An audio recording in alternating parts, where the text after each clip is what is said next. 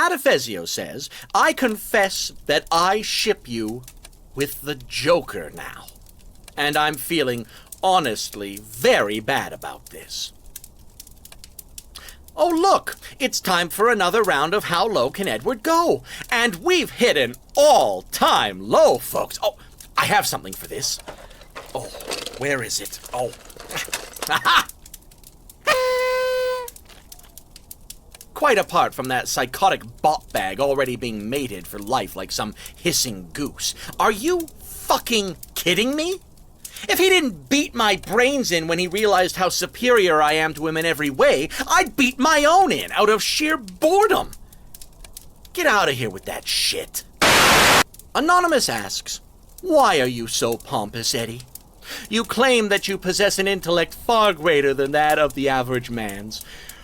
If you truly do, however, then you should have realized by now that humility is greatest virtues a man can possess. Having some pride in yourself and your work is healthy, but excessive price can lead to rather nasty situations. Mark my words, what you will, think of this merely as the advice of a concerned friend. Oh, dear. Dozed off. Oh. What was it you were saying? Apartment of Perpetual Virginity asks, what's your favorite film? I'm genuinely curious. Oh my. Now there's a moniker that wears you rather than you wearing it. Whew, right, I have no favorite film. My tastes are varied and ever-evolving. However, in an attempt to placate the ravenous masses, I'll pull a random film out of the ether. 12 Angry Men. There you go. My favorite film. 100% true for the next 30 seconds. Anonymous asks, who was your first girlfriend/boyfriend? Could you tell us about them? His name was Mellors, and he was my gardener. I still get choked up when I see a patch of forget-me-nots. Oh wait, that wasn't me. Never mind.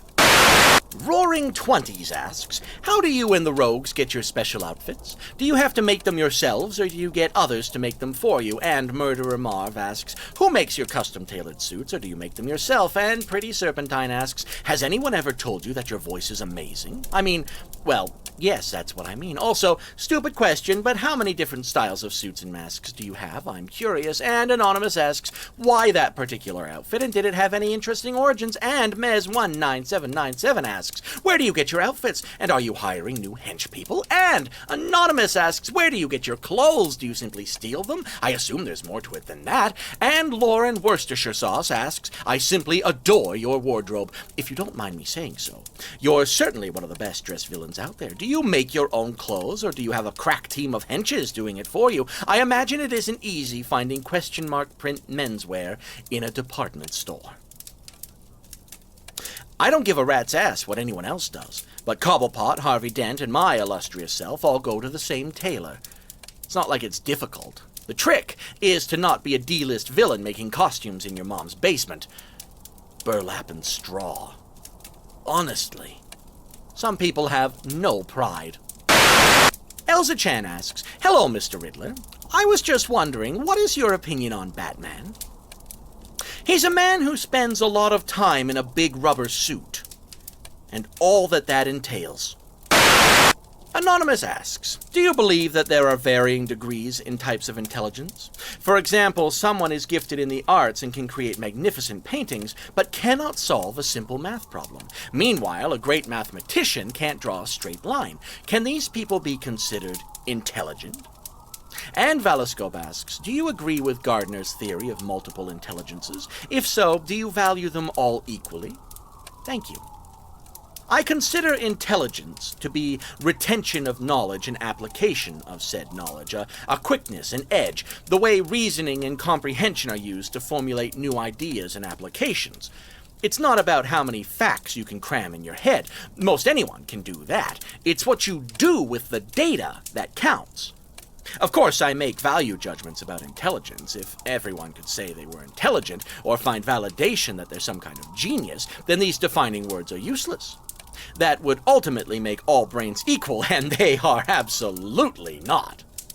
If you were behind the door when the brains were handed out, own up to your shortcomings and show a willingness to learn. A man like me will respect that far more than if you try to play at being a genius. Don't think I can't immediately see when your intelligence has more holes than a fine Swiss cheese. Not the usual, Alice asks. As it turns out, you're a hard one to put questions to, without being redundant anyway. But here's one that came to mind that I figured I'd ask. How do you feel about superheroes who hide their identity, especially when you and many of the other rogues have your identities known by the general public? It makes a kind of sense. I imagine they hide so they can get groceries without having to carry everyone's stuff to their car. Such a big, strong boy, aren't you? We all know how you like to help. Tee-hee, could you take this heavy one too? Thanks. No one would assume that kind of altruism from the rogues, since the odds of getting brained with a can of tomato soup are pretty good, even under normal circumstances. Anonymous asks, that girl who worked in the bookshop, what happened there? How did the date go? Why don't you see each other again? Or did you? I have no idea what you're talking about. That reminds me of a funny story, though. I once knocked Jervis Tetch out cold with a first edition of Proust in a bookstore. The woman who owned the place gratefully sold it to me at a discount since he was being a creep, as per usual. Not why I did it, however. I just heard him talking and the book simply flew from my fingers as if possessed. Oh, it's funny. Don't you think that's funny? Murderer Marv asks, what happens after you kill Batman? And Zombieicide asks, Eddie, I hope it's okay to call you that. There is something that has been bugging me for a while. In your earlier years, you seem to be more focused on besting the Bat, just proving that you're more intelligent. In more recent years, however, you've become a little more bloodthirsty. It seems you've switched goals from beating Batman to killing him. What caused you to change in motives? Anything in specific? Or have you just grown bored with him and want to move on? Thank you.